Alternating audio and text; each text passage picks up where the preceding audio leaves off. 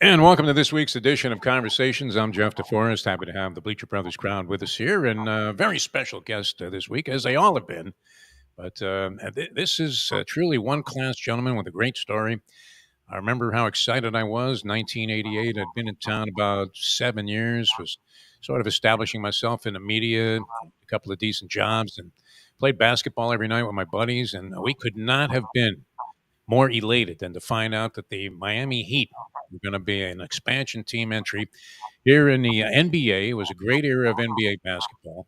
And that first season, as bad as it was kind of like rooting for the 62 Mets, another one of my favorite expansion teams. But we fell in love with it, loved the fact that it was in town, and we fell in love with this guy who came along with the original Heat package. We welcome to Conversations, one of the real greats in the industry, and really just a pleasure to have him as part of the business here in town. The great Eric Reid joins us here on the show. Eric, how are you, my friend? Defo, great to be with you. I'm well. It's always great to spend some time talking to you. We go back a long time, and you've been a class act yourself, close to 4 decades of knowing you, brother. Yeah, always a lot of fun, and like I said, I couldn't have been any more excited about having the Heat come to town.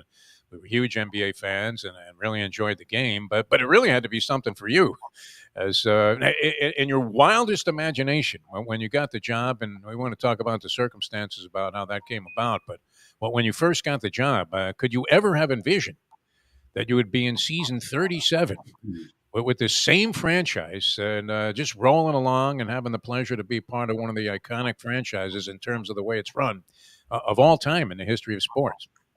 Defo, clearly a dream come true scenario for me. I mean, to have a job with one of the 30 NBA teams is a miracle enough, and a needle in a haystack, right? But to have it be an expansion team made it even more special and more unique. I worked 11 college basketball seasons before I got to Miami, 5 with Cornell University. I started my college broadcasting career when I was a junior at Ithaca College. I started doing Cornell University basketball, and 3 years postgraduate, I was the voice of Cornell football, basketball, and lacrosse, and loved it.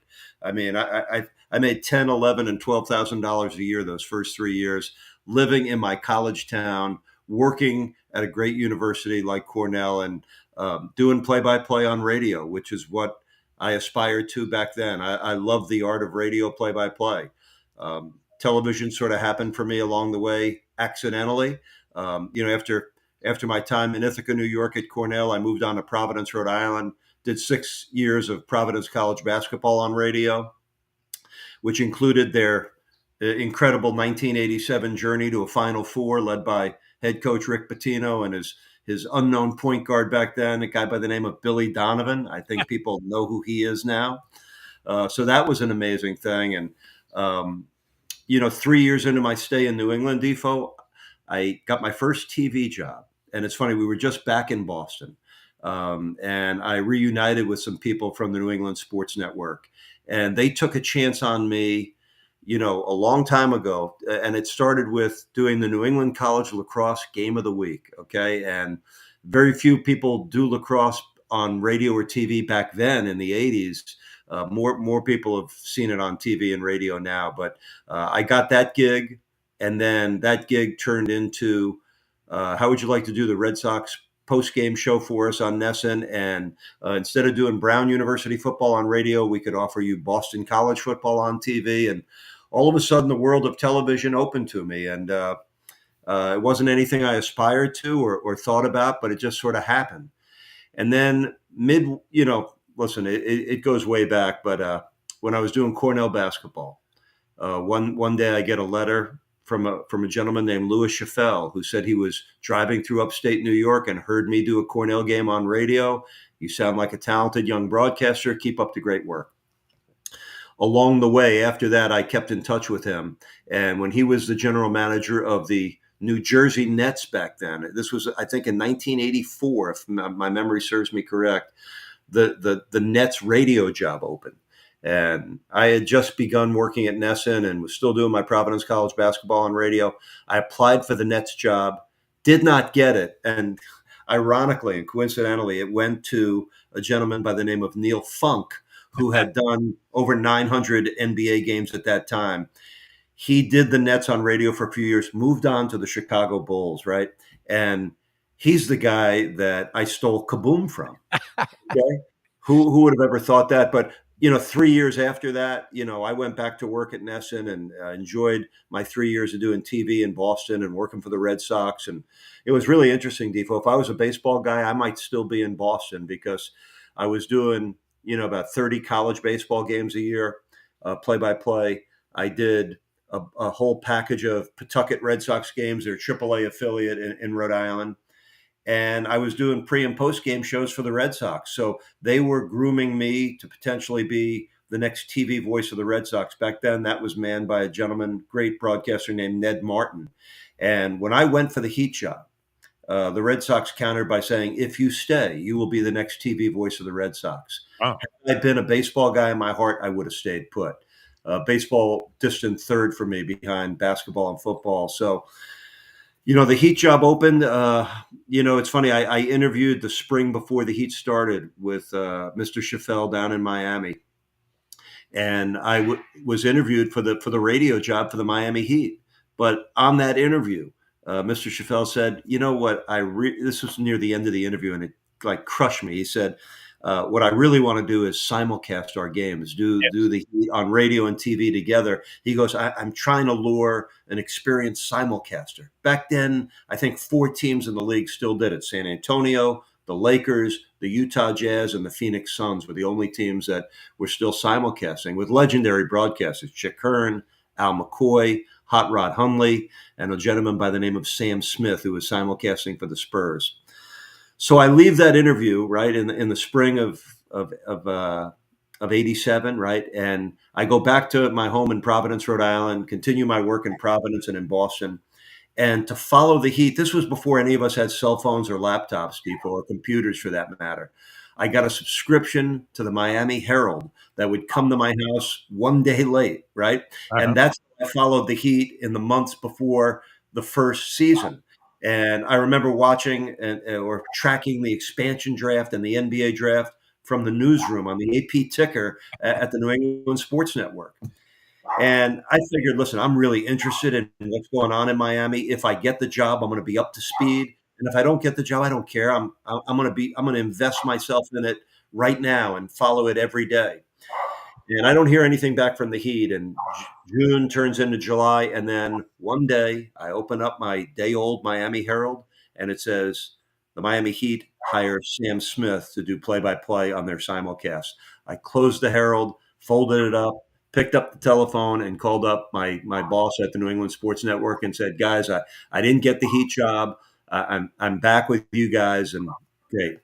And it was wild because I never heard anything from the Heat at that time. And now it's September. I'm 2 or 3 games into my Boston college football season, and I'm back, in the saddle in Boston and New England.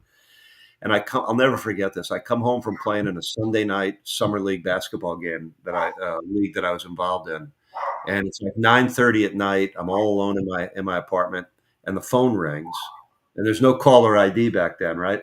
Yes. I pick up the phone and I hear this voice, and it says, "Eric, Louis Chaffel, Miami Heat."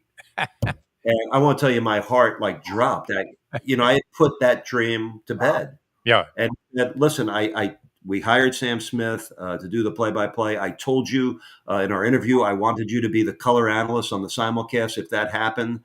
But you need to fly down here as soon as possible and meet with a gentleman by the name of Jeff Genthner, who at that time was the general manager of Sports Channel Florida. They were the original rights holder on TV along with Channel 33 in Miami. I flew down the next day and I meet with Jeff Genthner, and this is what sealed my deal. He reviewed with me the fact that I could do University of Miami football on a tape-delayed package for Sports Channel play-by-play. I could also do 15 to 20 University of South Florida basketball games on Sports Channel Florida play-by-play.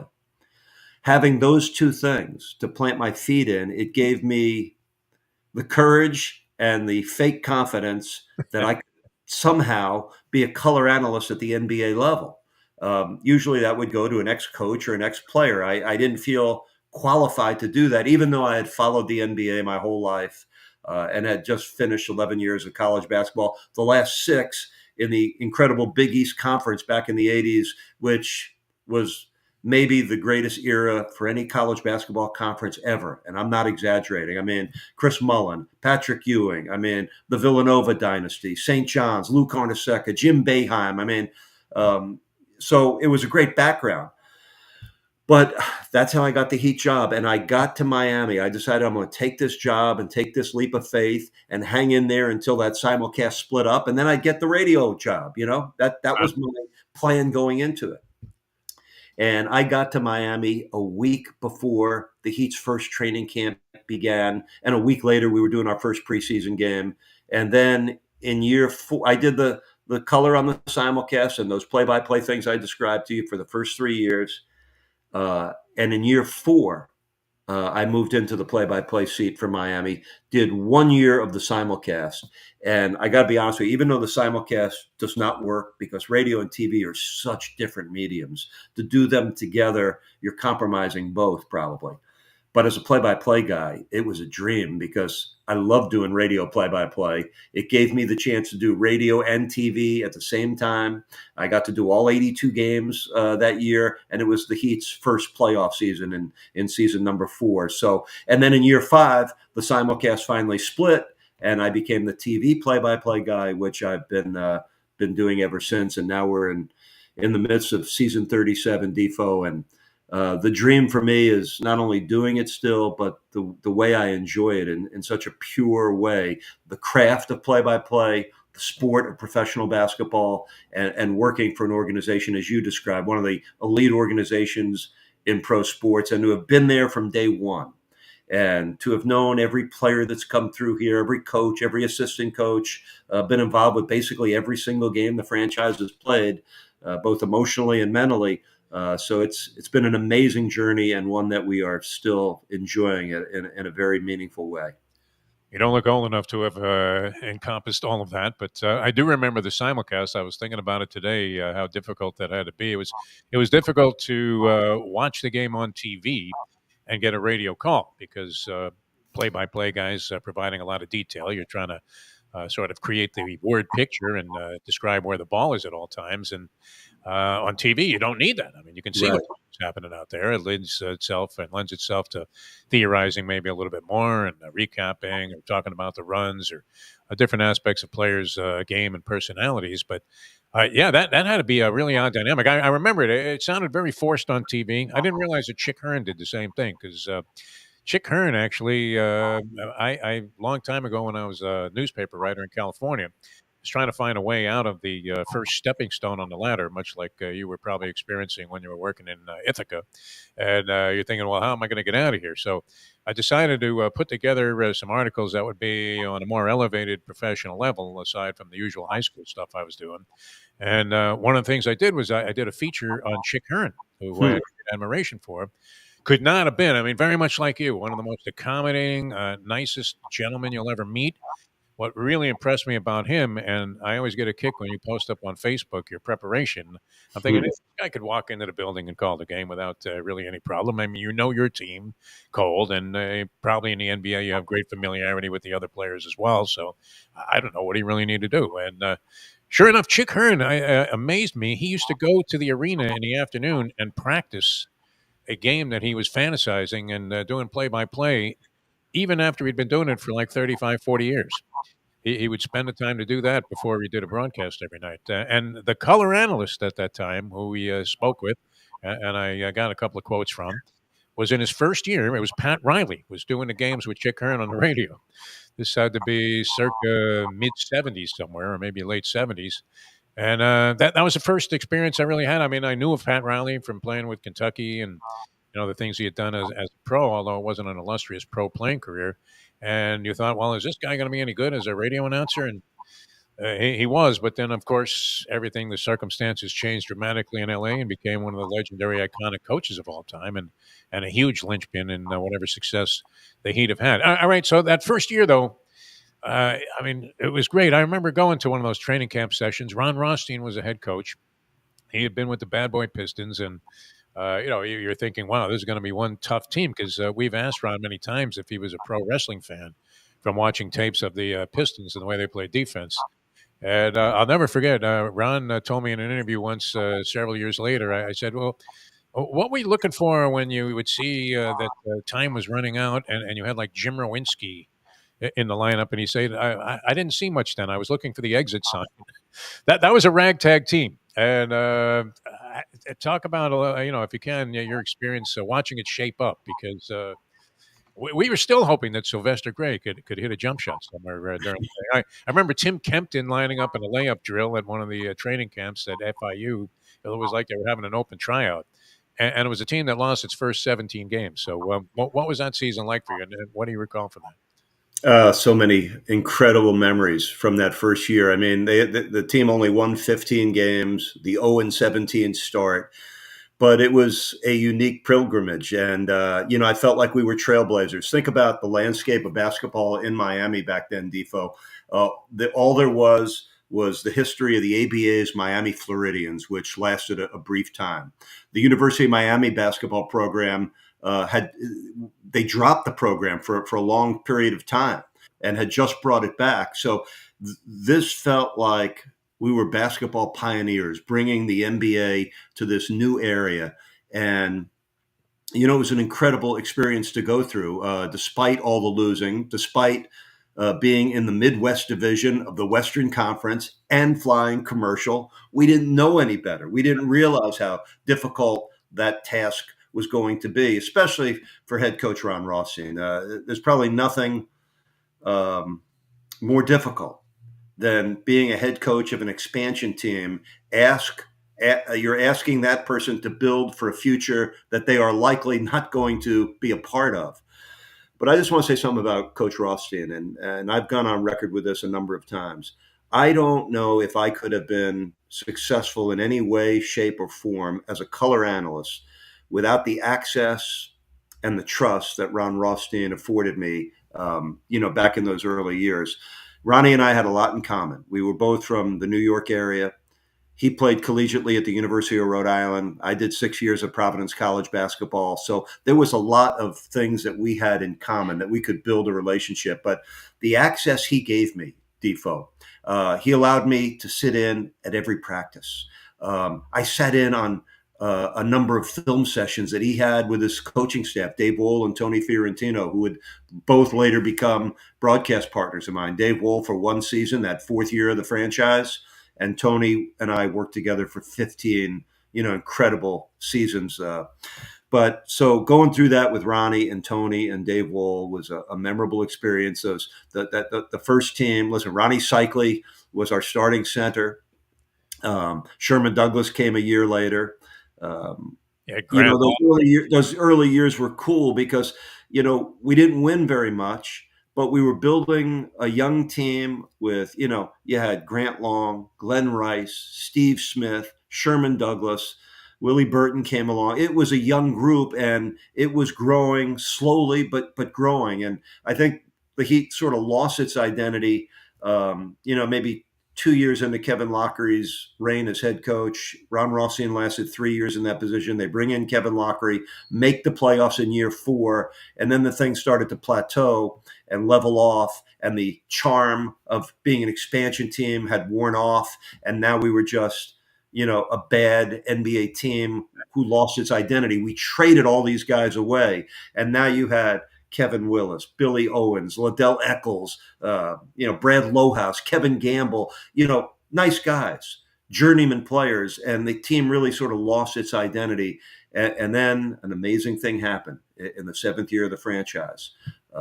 Mickey Arison takes over as the Arison family was always, this was the family that brought the Heat to Miami. Ted Arison, I don't think he was a basketball fan. He was a Miami advocate. He wanted to do something to help improve life in this city. And he, Zev Buffman was the guy that was out front guy, but didn't have the money to do it. He lured Ted Arison into it. And, all these years later, the Arison family is still, the ownership group. And I think Mickey Arison has proven to be, one of the great owners in professional sports. And now his son, a third generation, Nick Harrison, who went to Duke and was a student manager for Coach K and the Duke Blue Devils team. What a great training ground to step into helping his dad and now being a key guy in running the Heat. But it's Mickey Harrison, when he took over the Heat, it was in the middle of the season, and the first thing they did was move Kevin Lockery out. They moved Alvin Gentry in as the interim head coach, and they brought Dave Wohl back as the sort of the interim general manager in charge of finding that new head coach. And you remember the romance between Dave and Bob Huggins, who was a very successful head basketball coach, I think, at the University of Cincinnati back then. Yes. And they were closing in on Coach Huggins to be the next head coach. And Mickey told Dave, slow that down. And that's when they began the relationship to bring Pat Riley in. And when that happened, Defo, everything changed, and it changed instantly. I'll never forget, being on the Carnival cruise ship, the Imagination, and sitting in the back of that room with Tony Fiorentino, and Pat Riley gets introduced as a head coach and president. And it was hard to believe that this was happening to the Miami Heat. And those of us that knew already knew what was going to happen. The culture change that took place immediately. And listen, Deepo, there's very few people that could change the culture of an organization just by stepping into a room. I mean, Greg Popovich, Bill Parcells, Pat Riley. I don't know who else could have done that, no matter the sport. And it changed instantly. And then soon after he gets the job, he trades for Alonzo Mourning. After that, it was Tim Hardaway and Mashburn and PJ Brown and all of, our first contending teams. And, it's built from there. People are, I think, familiar with the story from that point. But it was an amazing change. One of the great acquisitions and one of the great moves. Mickey Harrison, brand new as an owner of a basketball team. And he lures Pat Riley to the Heat. And I think their partnership, really is the key to all of the great history that's unfolded. And the relationship between Mickey and Pat, it's 30 years old now. And that continuity, that consistency at the top, I mean, it's the true magic of the Heat. That's the special sauce, the continuity. I think I'm one of 7 original employees of the franchise still there, but there's so many Heat employees that have been there for Pat Riley's 30 years. So that's why it feels like a family situation.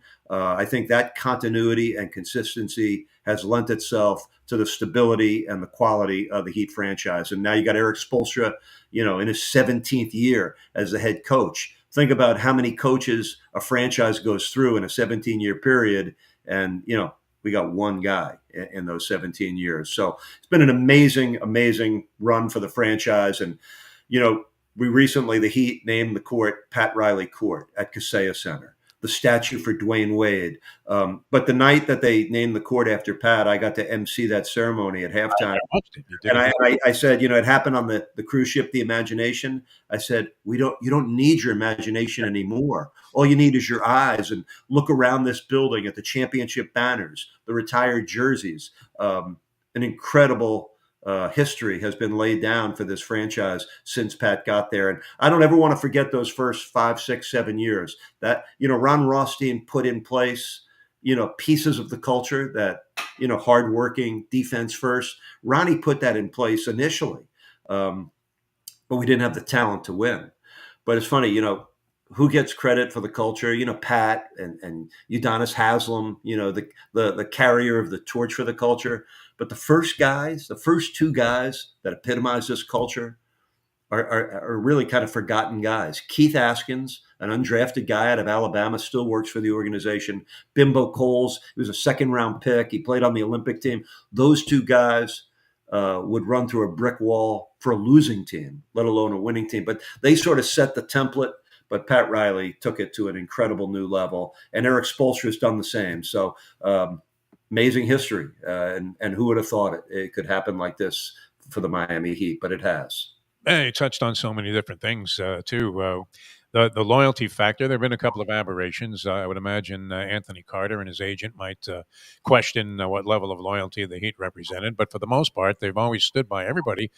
And one of the odd things that you see with so much change and transformation in sports organizations, as you said, I'm a 17-year head coach, but they established a lot of the people that are crucial to the success of the team from within. Spolstra, I think he was filming Nicky Harrison's bar mitzvah when they No, said, no. "Hey, we can," but he was a part of the the tape crew that was putting things together for the coaches, and he evolved to be the head coach and turned out to be one of the best, regarded by most to be one of the best, maybe ever. He's on that list. Andy Ellisberg, another guy. I remember when he was schlepping in some old car. He would bring some guests to the Jim managed Sunday night sports rap show, which you may have been on Yes. at the old Channel 33 studios there in Warehouse District. Tough to find if you don't have a light on your hat as you're trying to roam through the neighborhood there. But I remember Andy bringing these people as an intern, and now he's like the capologist that everybody goes to, and has any question about salary caps. He's like a mathematical genius. Who knew? And a lot of that came about because and the Mick left an indelible impression with me. I had him on an interview of all places at the Flagler Dog Track. I was doing a radio show, and Mickey Harrison, we invited him, and I had a friend that was close with him, and he said, "Hey, I can get Mickey Harrison to come down and do your radio show." I said, "Okay, great. We'll send a limousine for him." So we offer Mickey Harrison a limousine to ride to the Flagler Dog Track, not in the greatest of neighborhoods at that time. And he says, "Nah, I'll drive myself." And he came, and it was one of the more fascinating conversations I've had with anybody, and it's the epitome of what we've seen since, which is an extremely well-run organization that seems to have that sense that even though it's a big-time business, that they do put humanity into it, and thus we've seen people be there for a long, long time. All right, now one of the key moments, and it had to be a very elevating moment for you, Eric Reid, in your career, was when. And I remember my good friend, Polyman, who you probably heard on the radio many times with me over the years. He says, "Hey, Deef, I really like this kid from Marquette, Dwayne Wade." And I'm like, "Dwayne Wade," And then we saw him emerge there in that final, in the NCAA tournament, and moved to the Final Four. And I think, do I have this right? The last game of the season from the 2002 2003 season, leading up to the draft that year, was it not against the Toronto Raptors? And the Heat and the Raptors were in a position where whoever lost that game was going to lose a draft position, or so it seemed. And No, it, the loser would get the fourth pick, yeah, and the winner of that game would get the fifth pick. So it was in Toronto. I'll yeah, never forget the game. I I mean, remember. both organizations probably wanted to lose the game. Yes, Players never are going to try to lose the game. These guys didn't care. The guys that were on the Heat team, most of them weren't back the next year. They weren't thinking about the next college draft. And the Heat ended up winning that game. And Toronto got the fourth pick and selected Chris Bosh. And the Heat at number 5 took Dwayne Wade. And what poetic justice that, years later they would unite with a guy by the name of LeBron, who's coming to town tomorrow with the Lakers, to create that big three and the era of the Heatles, which was 4 incredible years going to the NBA Finals. But it all began with the drafting of Dwayne Wade. And, Dwayne had that triple-double in the NCAA tournament against Pat's alma mater, Kentucky. I think that resonated with Pat. There was a big guy whose name escapes me right now that the Heat were considering drafting, a 7-foot kid. yes, Thank God they didn't. And, Dwayne Wade, it's hard to summarize how much he has meant to the organization. But he's the most significant player to ever come through here, the first drafted Heat player to make the Hall of Fame. And even though he didn't play his entire 16-year career in Miami, he spent most of his career in Miami. And when he returned after that brief sojourn to Cleveland and Chicago, it was the greatest reunion, in the history of the franchise, because I think the Heat appreciated him more upon his return, and Dwayne appreciated being able to come back and to end his career. And it's funny, Defo, 37 years of calling games, and occasionally somebody will ask me, "What's your favorite game you've ever called?" And how do you, I'm close, I'm close to 3,000 games. How do you pick one? Sure. And after all these years, I finally did. And it's the strangest pick. You're going to be surprised when I tell you what it is. Um, it was Dwayne Wade's last game, All which right. was a Oh, yeah. 19-point loss at Brooklyn. But he triple doubled in his last game, and it was just this incredible storybook ending to his amazing career. And I call it the greatest 19-point loss in the history of the franchise. And just to have been involved with that moment, Haslam hit the shot that gave Dwayne the triple double. It became an instant, iconic photo. They made a T-shirt out of it. So yeah, being able to chronicle and enjoy every bounce and basket, I would say, of Dwayne's career was a joy for all of us, really. And the memories he gave us, the thrills he gave us. I mean, perfect first statue outside the building. Maybe the statue wasn't Yeah, what's perfect. up with the statue? I mean, it looked like one of those NFL Hall of Fame ceremonies where there's always one statue, they pull the cover off, and somehow they made Lawrence Taylor look like he was Peyton Manning, and you're like, wait a minute, that doesn't look anything like the guy. But who was commissioned to do this? Was that Christo? And is he? When I first saw the statue, I know you're talking about one of the greats, and Wade seemed to be in on it, and he loved it, but it looked like something you'd find in a warehouse from the rejected entries for Art Basel. And and yet, I mean, it stands out there to commemorate a great player. But in that rookie year too, and I kind of got returned on to the Heat after having my early romance with them, and then my interest, as you said, it kind of like went south a little bit, and they draft Dwayne Wade. And I remember a friend of mine who had season tickets saying, "Have you been going to any Heat games?" I'm like, "Nah, I'm really not that interested right now." And she told me, she said, "Look, you got to go. You got." They were 5-15. And she said, but something's happening here. And they went on to go, I think, 42-40 that year, Dwayne Wade's rookie year. And you could see it was And very, made the playoffs. And made the yeah, playoffs. And listen, Dwayne deserves all the credit he has gotten as a Hall of Famer, as the most iconic player to have played with the Heat. And Pat Riley and his staff got and deserved so much credit for bringing LeBron and Chris Bosh to Miami to team with Dwayne. They were already positioning themselves for the summer of 2010, 2 years earlier. Eric Spoelstra's first 2 years as a head coach took the Heat to the playoffs both years with a group of guys on 1-year deals, and because they wanted to make sure they had enough cap space to accommodate three superstars on the same team. They were planning for that 2 years out. I think it's forgotten that Spoelstra took those two kind of teams with a young Dwayne and a young Udonis Haslem to the playoffs. I mean, Jermaine O'Neal was a Heat player on that team, guys that were just really passing through. But I think Dwayne didn't get enough credit, and now he's starting to for being the magnet that helped lure both Bosh and LeBron to Miami. So as much work and foresight and vision that Pat Riley had, and that's one of the true issues of his greatness, the ability to see things before the rest of us do. He did with Spo, he did with the summer of 2010, and so many other things. But without Dwayne Wade as that linchpin and that magnetic force, that never happens, even with all of Pat's great planning. So the collaboration, Pat Riley, Dwayne Wade, gave us the most unforgettable era in the history of this franchise. Won 2 championships, but played for 4 in a row. And I don't think anybody that was around for that will ever forget those years. I remember still, I can picture that they would have a shot of Mickey Arison, Pat Riley in a car, and they were on their way to grovel at the feet of LeBron James and see if they could influence him. And right behind them were the head coach and owners and general managers of several other teams. And then we had to sit through that whole thing with Jim Gray, which might have been the worst piece of television ever before LeBron finally said he was taking his talents to South Beach. And then things really changed. And I remember you emceeing another event, which I had just gotten a job at what was at the time the flagship station for the Miami Heat. WINZ was carrying Miami Heat games on the radio. And I'd only been working there like maybe 24 hours. And the program director calls me and says, hey, you got to get down to the Miami Arena right now. They're having this big ceremony where they're introducing Bosh and LeBron James along with Dwayne Wade. And you were at the forefront of that. Did you evoke that answer? I mean, it's always interesting where LeBron went not one, not two. Yeah. That I seemed to me it was in a response, direct response to an Eric Reid inquiry.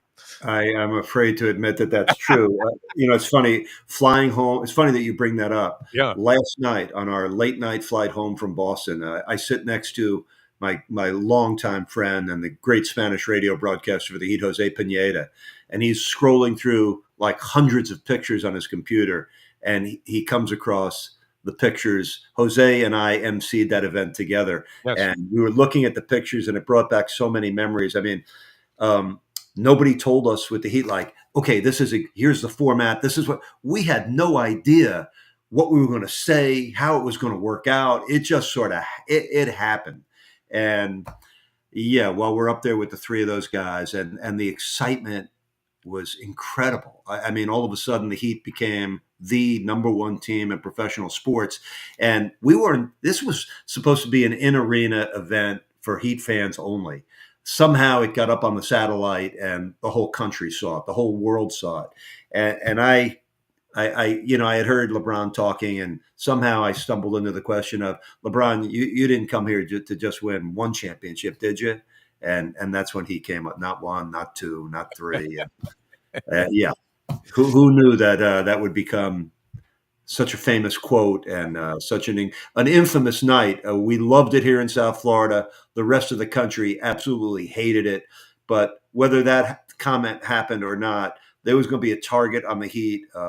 We became the sort of the evil empire to everybody else, but it had a chance to be a dynasty. Had LeBron stayed, the Heat would have played for a lot more championships. But thoroughly thankful, and I think everybody that cares about the Heat thankful for the opportunity that we all had, and grateful that LeBron James played here for 4 years, and that Chris Bosh and Dwayne gave as much of themselves as they did. The sacrifice that those two guys made to make that trio happen and work, and all the tremendous role players from Mike Miller, Ray Allen, Shane Battier, Mario Chalmers, Norris Cole. I mean, everybody played their part, and it was an incredible 4 years. It really was.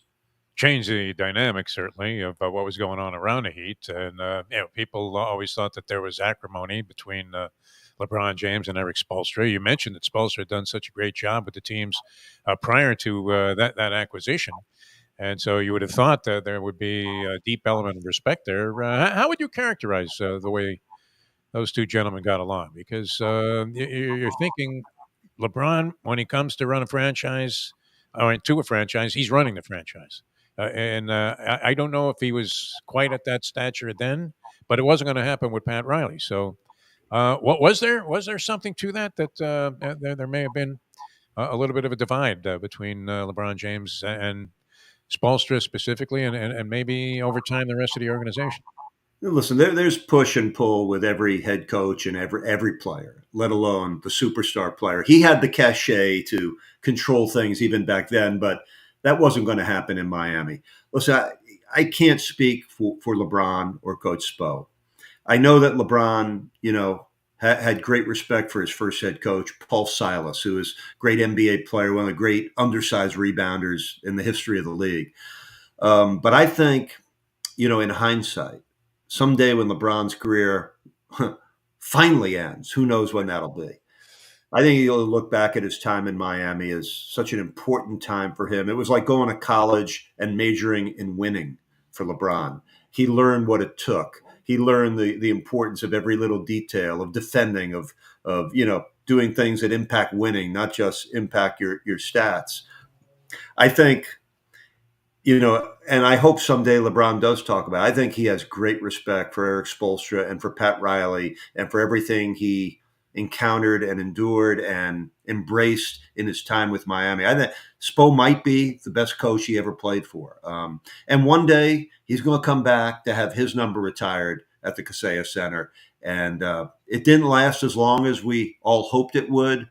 But those were 4 incredible years, and again, we're all grateful for that. And listen, there was the famous bump of Spo and LeBron.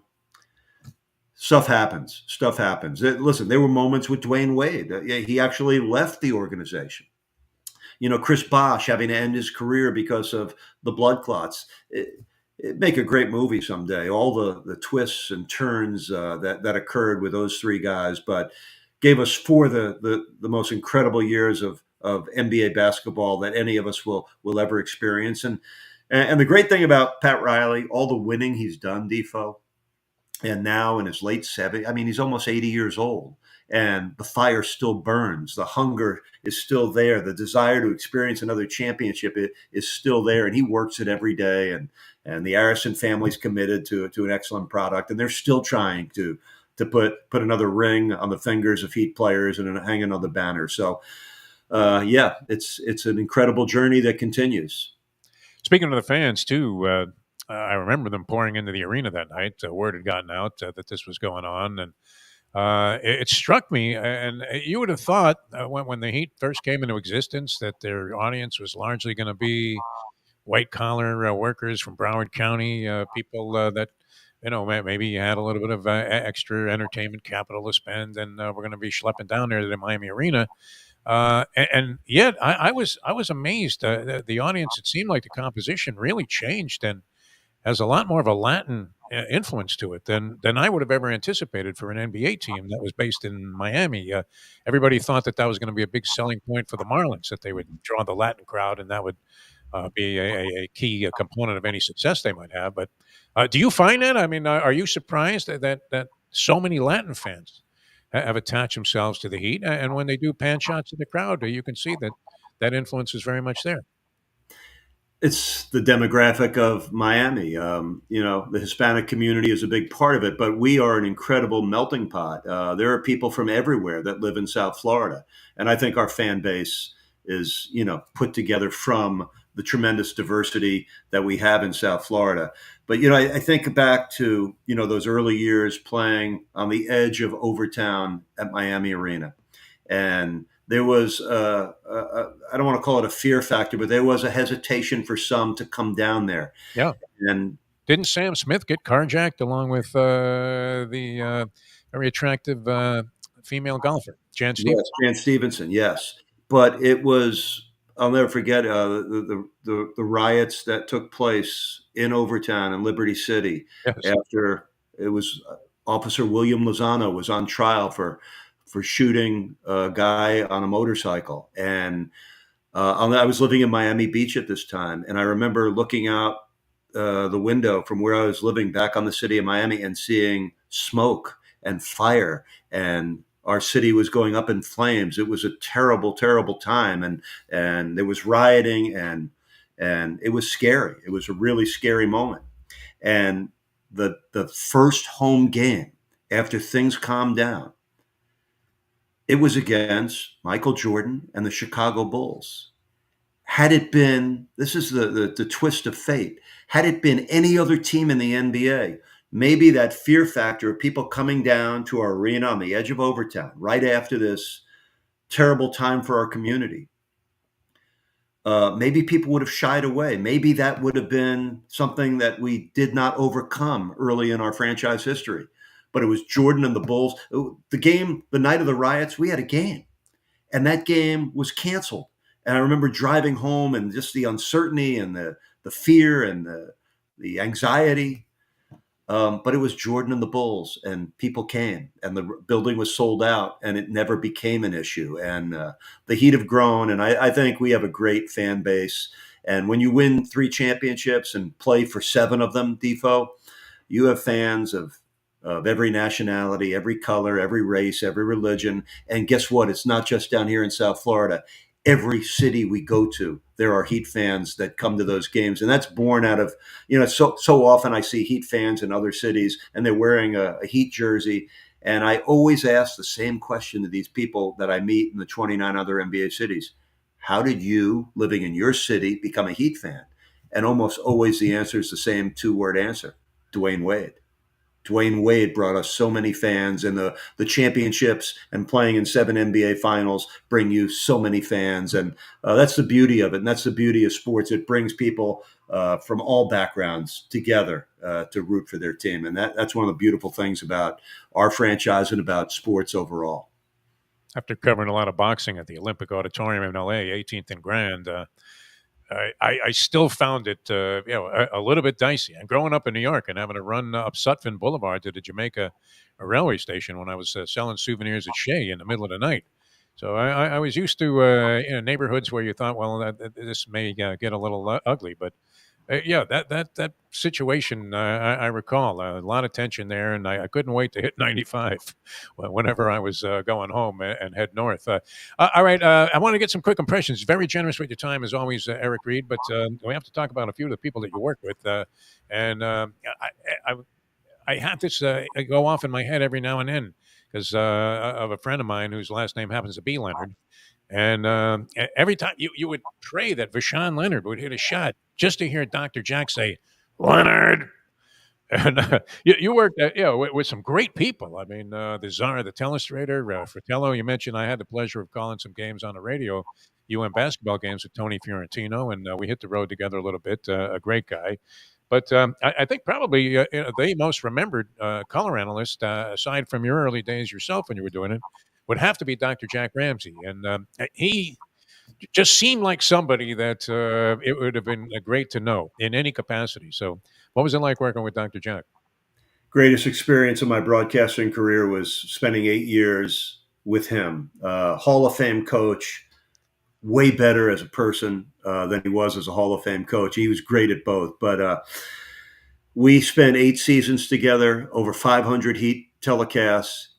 That relationship bridged the Kevin Lockery era of coaching to Pat Riley. And I learned so much about the game and just as much about life being around Dr. Jack. He, a former, Navy SEAL. He was a Navy frogman before they were the Navy SEALs. And, even, in his later years, he kept himself so fit. He was just a role model and a great example, in so many ways. He was so entertaining and colorful on the air and just such a wonderful person off the air. And it was an incredible experience. And, when he passed away, it was devastating. I got to actually speak at his funeral, and I don't know if I've spoken at a few funerals. That was an incredible honor and privilege and responsibility to try to tell some stories and speak at that. But just an incredible guy, Defo, and the joy he took in the game, and I'd say he was the most. He did what every color man wants to do: insight and warmth. The warmth that generated naturally from him. I always say this about broadcasting, especially on TV, but it's probably true on radio as well, Defo. Whether you're trying to show it or hide it, our personalities come out over time. And in Jack, you saw somebody that was a student of the game, a professor of the game, but a guy who loved players, whether he was on his team or any other team. And to hear him do interviews after games, again, the warmth, how genuine he was as a person, always trying to help every player he met, and every coach, and the relationship that he and Pat had, just such mutual respect and admiration for each other. So those were eight unbelievable years. I've had some great color analysts in both my football work and with the Heat.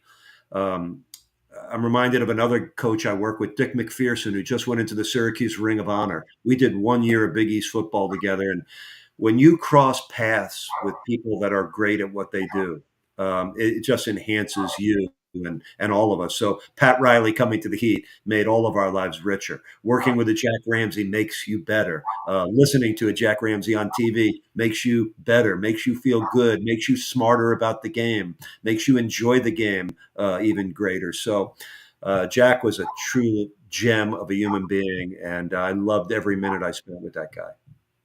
Yeah, who could forget those checked jackets that he used to wear when he was the coach of the Portland Trailblazers when they were winning their championship there in the Milwaukee. It's great. The circle is amazing because Eric Spoelstra grew up in Portland. He was a little kid when Jack Ramsey was the head coach of the Trailblazers, and they won their only title in their franchise history back in 1977 in a series against the Philadelphia 76ers. They had Dr. J and Daryl Dawkins and a great team. And the Blazers had Bill Walton and Oh, they have Lucas some and Schwartzik. Were they on that team? Maurice Lucas, Bobby Gross. I mean, they had a really distinctive team too. But yeah, and now Eric Spoelstra, all these years later, a future Hall of Fame coach, one of the top 15 coaches in NBA history, and a guy who grew up watching Jack Ramsey coach the Portland Trailblazers. So really interesting. All right, pretty amazing. We can't let you go, Eric, without and you did your share of football play-by-play. And I would imagine that this was a job. I think I don't know. Did you actually apply for this job, or were you up for it? But was your dream job not to be the play-by-play voice in some capacity of the New York Jets? And You how do you feel about it now? I mean, maybe you were far better off. I guess you could have done both. Would that have been a possibility? But tell us about this attachment that you have for the New York Jets, because you Well, it's a strange addiction and one that I wish I could solve because it's been like Sunday after Sunday of misery and heartache and disappointment being a Jets fan. But as a Jets fans are like looked at by everybody else, hated figures, right? But we're loyal people because to watch a losing product, they haven't made the playoffs. This would be the 15th straight year not in the playoffs. Their ninth straight losing season. My wife questions my sanity. Like, why are you doing this to yourself week after week? I was watching the game on my phone the other night in Toronto, and they lost another dreadful game. And then a guy spills a cup of coffee on me. I'm like, oh, this is just miserable. But what happened was, I had a dad. My dad passed away the year before I got the job in Miami. But the life I had with my unbelievable dad was just incredible. It was my first lifetime in the NBA and the NFL. When I was 7 years old, my dad bought season tickets to the Jets the year they signed the guy by the name of Joe Namath. He was also a Knicks season ticket holder. My dad, I think it was $8.50 a ticket, and we sat like 8 rows back behind the Seventh Avenue basket at Madison Square Garden. I was at Game 7 the night Willis Reed came out of the tunnel and the Knicks won their first title. I was at Super Bowl. I was 11 years old. I was at the Orange Bowl for Super Bowl III, maybe the most important game in the history of professional football because it created the merger between the AFL and the NFL. The day the Jets were 17-point underdogs, beat Don Shula's super Baltimore Colts team. And I've been a Jets fan ever since. I let the Knicks thing go, but because I don't work for another pro football team, I've always stayed a Jets fan. And this was back in 2000. And by the way, Merle Harmon, who was a Jets radio announcer in my childhood, did a lot to influence me to want to become a radio broadcaster. And I loved his play-by-play in those days of the Jets, and Marv Albert doing the Knicks on radio back in those days. Sure. But this was a time in my life that I was going through some really hard times. I won't get into that, but I was going through some very hard times in my personal life. And it was crazy. I got a tip from somebody that Howard David was going to leave the New York Jets as their radio guy to come to the Miami Dolphins. It opened up the Jets radio job. At that time, the president of the Jets was a gentleman named Jay Cross, who had served as president of the Miami Heat for a short period of time and was so instrumental in getting the new arena built. We were on a bus in Philadelphia going to the hotel for a game against the 76ers when I got this telephone call alerting me that this was going to happen. And spur of the moment, I picked up the phone and I called Jay Cross and I told him I wanted to be the next Jets radio guy. And the next phone call I made was to Randy Fund, who was Pat Riley's right-hand guy, because I wasn't going to do anything without the Heat's approval on that. And the Heat gave me the approval to pursue that position. I wanted to try to do both jobs, which ultimately would have not worked out because my personality, I want to be there 100% of the time. And I would not have been able to do that. I would have had to split my time. I would have had to miss some Heat games and go back and forth between Miami and New York. And as much as I wanted that job, it's probably the best thing to happen to me that I didn't get the job, and not for the obvious reason that the Jets have been pretty bad in the last 20 years. I had just met the woman who is now my wife, and I probably that relationship would have been tested. Maybe it wouldn't have gotten off the ground if I'm commuting back and forth between Miami and New York. And as much as I love the Jets, I love my wife and my 3 children that we share together a lot more. And I did want that job. It would have been a childhood dream come true. But I'm still a huge football fan. I still suffer through watching the Jets every Sunday. But it's probably the best thing that didn't happen to me because I've been able to continue my stay with the Heat uninterrupted, and my family. I went through a lot before I met my wife and had these three beautiful children in my life, and that more than anything has enhanced and made my life. You could love your job can never love you back the way your family does. Addition by subtraction. And anybody who says that Joe Namath doesn't belong in the Hall of Fame, I think there should be a law that you're allowed to strike that person right away. I mean, and hit them somewhere, or it's really going to hurt. Because, yeah, I got to tell you one last story before we yeah. go. Tony and I did 10 years of that charity that we were involved with, the Call of the Game dinner and our golf tournament that we had. And we gave out 4 awards each year, and we named them after an iconic person in South Florida. So it was the Sonny Hirsch Award for broadcasting, the Ted Arison Award for community service.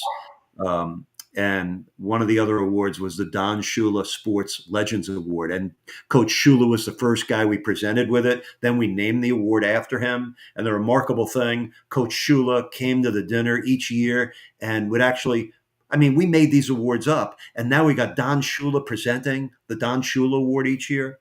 And I think it might have been the last year of our dinner. And it was the 50th anniversary of Super Bowl III, which was played, as I said, in Miami at the Orange Bowl. And my idea that somehow I got past our committee was to give the Don Shula Award to Joe Namath to commemorate that Super Bowl III 50 years after the fact. It happened in our city. And it was a dream come true night for me. I got to introduce Joe Namath that night. And I briefly told the story of my past as, my background as a Jets fan. And I mentioned my dad and that he had passed away, but the moments and memories we had of following the Jets all those years. Back as a kid, we sat in section 110, corner of the end zone, second level at Shea Stadium. And each year we had a guy that sat in that section. He gave out a plaque to the section 210 Jet Fan of the Year. That's all I want to do is win that award. I never did, by the way. But to have Shula introduce Namath that night. So I intro Namath, and Joe gets up there, and the first thing he said, he looked at me, he goes, "Eric, your dad and my dad are in the same place right now, and they're looking down and they're smiling." And that meant the world to me. But when Shula gave Namath the award, he goes, I can't believe I'm giving you this award. I've already given you enough already. But we created a lot of special moments, including it was Jim Mandich's last public appearance. We gave him the Sonny Hirsch Award one year. It was when he was, late in his battle with the illness that claimed his life. But the fact that was Jim's last sort of public appearance meant so much. We had so many great moments in Tony and I in doing this charity dinner and golf tournament. But those were 2 of the top moments, honoring Jack Ramsey, honoring LeBron James and Dwayne Wade and Don Shula and eventually Joe Namath. So it was some incredible nights. I believe the event still lives on under different auspices, although I think it's very similar. The books, we're hosting it, and I actually shared an MC duty this year with Leslie Visser. And Tony Fiorentino was there, and of course, your name was mentioned in a very favorable light, as people can see. You're just a delight of a human being, and we barely scratched the surface, and we went through the time of the show here. And thank you so much for doing this. Well, we'll have to do it again sometime. Remarkable run, 37 years with the Miami Heat. Worked their way to this. We have a lot of people affiliated with FAU Bleacher Brothers as well, who aspire to be in the broadcasting industry. And you carved out your own path on this thing, and it turned out very fortunately for you, because that's a tremendous run in any business. Even if during 37 years here, I think I was on 16 different radio stations. Listen, before we go, the respect is mutual. That. To me, you're a bridge to back when radio was incredible in this market. You were back there at WIOD with some of the most iconic and terrific. Jim Manich, Rick Weaver, great play-by-play voice. Hank Goldberg, may he rest in peace. Yes. And there was a flyer that somebody sent me that they had put out for publicity at WID. We actually had 6 guys at a radio station sports department. And only Joe Zagacki and I are left. So I was thinking, well, unfortunately, I'm still here. But what a group we had there. Yeah, it was great. Great. Great. And I have the same sort of feelings for Joe Z as I have for you. I mean, the passion that he does the University of Miami sports with is wonderful, and he's a historic figure with University of Miami athletics. When I first got here, he was Sonny Hirsch's color guy, and it's funny. I did University of Miami football for 3 years on Sports Channel. Our first broadcast team, Jim Mandich was my color man, and Joe Rose was our on the field guy. And this was back in the days when Hank Goldberg was Rick Weaver's color analyst on Dolphins radio. Yeah. No disrespect to Hank, who I had great love and respect for. But I told Jim, like in that first season of working with him, I was like, you got to be the Dolphins color analyst. I mean, because doing University of Miami football with me was his first foray into being a color analyst. And everybody that's followed the Dolphins and followed Jim knows how great he was as the Dolphins radio analyst. And Joe Rose has gone on to be, one of the great radio and TV personalities that we've ever seen here in South Florida. So what a pleasure in those first 2 or 3 years to have worked and known and become friends with those two guys and yourself and Joe Z and so many other wonderful people we've had the pleasure of getting to know over these 37 years. Sports Channel and Sunshine Network. It was a real battle there to carve out that regional cable turf, and the Heat were a big part of the whole thing. Eric, love you. Thanks so much for being with us. Always great. Love talking to you anytime you're able to stop by, and thanks so much for doing conversations with us this week on Bleacher Brothers Network. My pleasure, Defo. You keep up your great work, and all the best to you and yours. All right. Thanks so much. Eric Reid, ladies and gentlemen.